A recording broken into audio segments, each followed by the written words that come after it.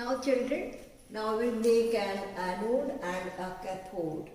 And suppose we dip a zinc rod into the zinc sulfate solution, then the zinc is a reactive metal you study in the 10th class also. The zinc metal is more reactive than copper. So on the basis of the reactivity, if we put the zinc rod into the zinc sulfate solution, it has tendency to oxidize. Now this tendency to oxidize is measured in terms of oxidation potential. So now we see what is the meaning of the potential. Now when metal, some zinc metal will be oxidized, then it comes into the solution in the form of zinc ion. So the electrons will remain on the rod and ions will go into the solution. I am repeating, if we put a zinc rod into the zinc sulfate solution, because the zinc is a reactive metal, it will oxidize or some metal will dissolve into the solution to form zinc ion. Now because the zinc is oxidizing here, so electrons will remain on the rod and there is increase in the number of zinc ion in the solution.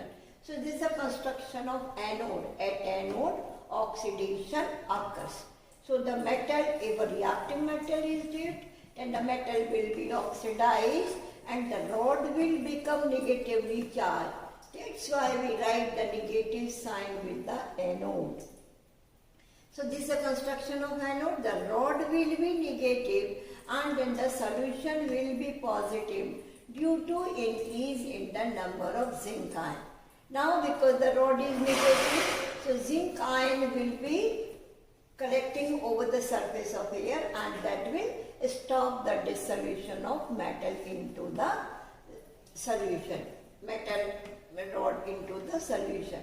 So after some time there exists an equilibrium and the metal will not dissolve into the solution.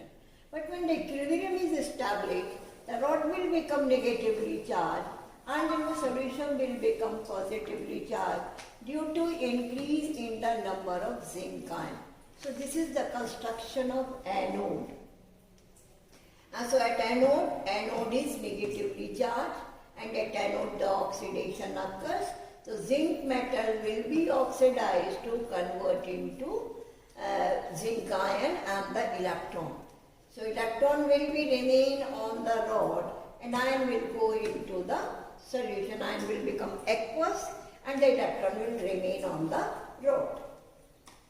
Now see the second condition in which the copper is less reactive than zinc.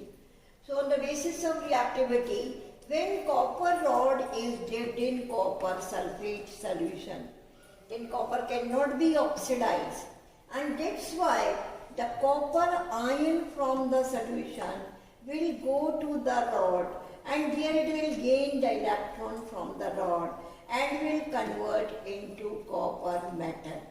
So here the reduction will occur. Now the copper sulfate, when you dissolve the copper sulfate solution into water, you will get copper ions here. Now these copper ions will go to the metal rod. There they will get electron, will convert into copper solid. Or you can say some copper will be deposited over the metal rod. Now here because the copper is having tendency to reduce comparative to oxidation. That's why the copper ion will be removed from the solution. So this is on the basis of the reactivity of metal. If metal is less reactive, then it has tendency to reduce, not to tendency to oxidize. So this tendency to reduce is measured in terms of reduction potential. So because the copper is having more tendency to reduce, that's why the copper ion which are present in the solution, they will interact with the metal rod, they will gain electron from the rod and will convert into copper solid or this copper will be deposited over the metal rod. So this is a construction of the cathode. I am summarizing it.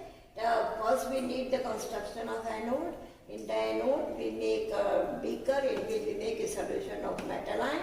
So this is an example for zinc. Zinc rod is dipped in zinc sulfate solution. The solution is having zinc ion because zinc is a reactive metal. That's why zinc will oxidize and will come into the solution in the form of zinc ion. So the solution will become positively charged.